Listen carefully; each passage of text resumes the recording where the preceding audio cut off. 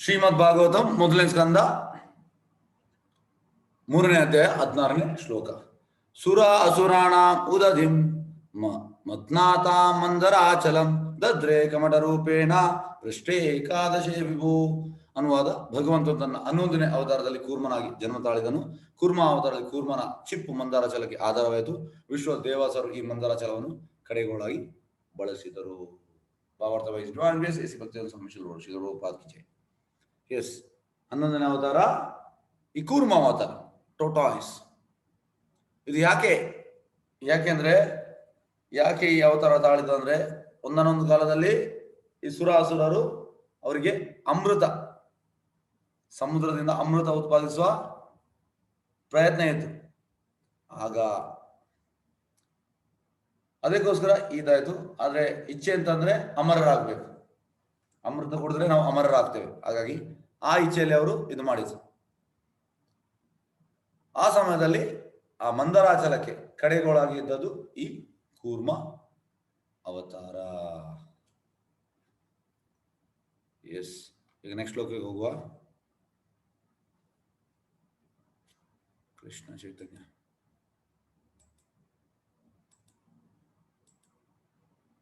S, next ಶ್ಲೋಕ. ಧಾನ್ವಂತರಂ ದ್ವಾದಶಂ ತ್ರಯೋದಶಂ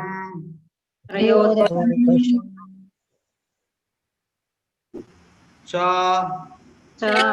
ಅಪಾಯತ್ ಸುರಾನ್ ಅನ್ಯಾನ್ ಮೋಹಿನ್ಯಾ ಮೋಹಯನ್ ಶ್ರಿಯಾ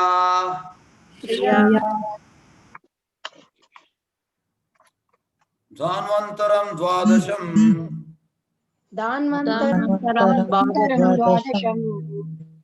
ತ್ರಯೋದಶಂ ಏವ ಚ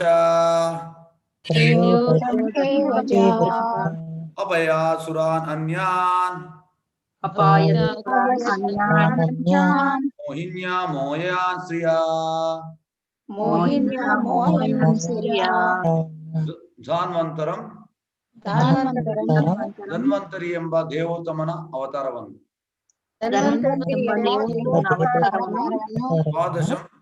ದ್ವಾದಶಂ ಈ ಶ್ರೇಣಿಯಲ್ಲಿ 12ನೇದಾಗಿ, ತ್ರಯೋದಶಂ 13ನೇದನ್ನು, ಖಂಡಿತವಾಗಿ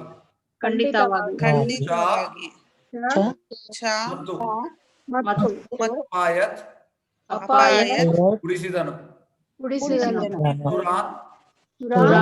ದೇವತೆಗಳಿಗೆ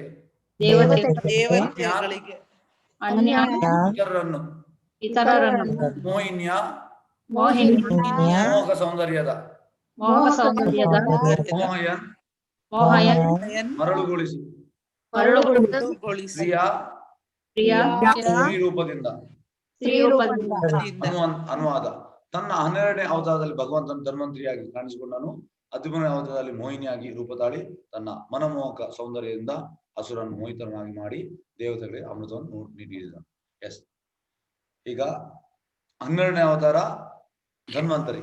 ಅಂದ್ರೆ ಈಗ ಆಯುರ್ವೇದಿಕ್ ಯಾರಾದ್ರೂ ಕಲಿಯೋದಿದೆ, ಈಗ ಶೋಭಿತ ಮಾತಾಜಿ ಅವರು ಆಯುರ್ವೇದಿಕ್, ಹಾಗಾಗಿ ಅಲ್ಲಿ ಈ ಧನ್ವಂತರಿ ಉಂಟು. ಹಾಗಾಗಿ ಈ ಧನ್ವಂತರಿ 12ನೇ ಅವತಾರ. ಮತ್ತೆ 13ನೇ ಅವತಾರ ಮೋಹಿನಿ ರೂಪವಾಗಿ ತಾಳುವಂಥದ್ದು. ಹಾಗಾಗಿ ಮೋಹಿನಿ ಯಾಕೆ ಬರುವುದಂದ್ರೆ ಆ ಸುರ ಮತ್ತೆ ಅಸುರದಲ್ಲಿ ಅಂದ್ರೆ ಆ ಅಮೃತ ಕುಡಿಲಿಕ್ಕೆ ಇದೇ ಇರ್ತದೆ. ಹಾಗಾಗಿ ಮತ್ತೆ ಮೋಹಿನಿ ಬಂದು ಆ ಯಾರೆಲ್ಲ ಅಸುರರೆಲ್ಲ ಅವಳ ಕಡೆಗೆ ಆಕರ್ಷಿತರಾಗ್ತಾರೆ. ಆಗ ಎಂತಾಗ್ತಾರೆ, ಆ ಅಮೃತವನ್ನು ಕಡೆಗೆ ಆ ಮೋಹಿನಿ ಕೊಡ್ತಾರೆ. ಮತ್ತೆ ಮೋಹಿನಿ ಅದನ್ನು ದೇವತೆಗಳಿಗೆ ಕೊಡುವಂಥದ್ದು. S, next 18.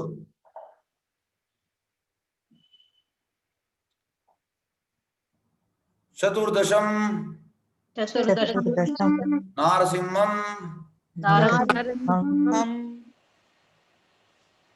ಬಿಭ್ರೇತ್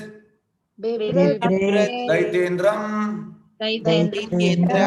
ಊರ್ಜಿತಂ ऊर्जितं ददार ददार करजै करजै उरौ उरौ एरकाम एरकाम कटकृत कटकृत यथा यथा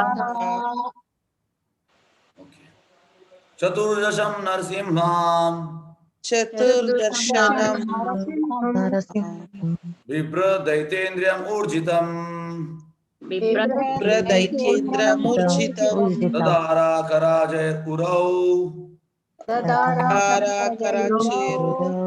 एरकाम गताकृत यथा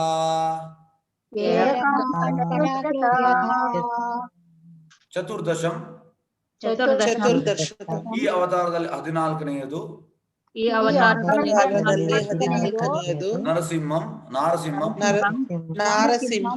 ಭಗವಂತನು ನರಸಿಂಹ ಅವತಾರವನ್ನು ಬಿಭೃತ್ ಅವತರಿಸಿದನು ದೈತೇಂದ್ರಿಯಂ ನಾಸ್ತಿಕರ ರಾಜನನ್ನು ಊರ್ಜಿತಂ ಬಲಶಾಲಿಯಾದ ದದಾರ ಕೀಳಿದನು ಕರಜೈ ಉಗುರುಗಳಿಂದ ಉರೌ ತೊಡೆಯ ಮೇಲೆ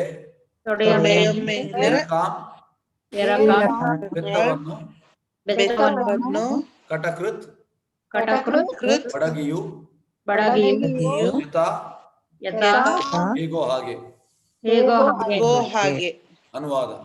ತನ್ನ 14ನೇ ಅವತಾರದಲ್ಲಿ ಭಗವಂತನು ನರಸಿಂಹನಾಗಿ ಕಾಣಿಸಿಕೊಂಡನು.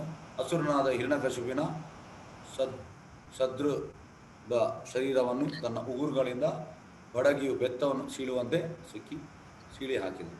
ಎಸ್, 14ನೇದು ನರಸಿಂಹ ಅವತಾರ. ಅದೆಲ್ಲ ನಿಮಗೆ ಗೊತ್ತುಂಟು. ಈಗ ಅದನ್ನು ನಾವು ಪ್ರೇಯರನ್ನು ಹೇಳುವ. ಓಕೆ, 20ನೇದು ವಾಮನ. ಎಸ್, ಅದನ್ನು ಹೇಳಿ ನಾವು ಮುಗಿಸುವ.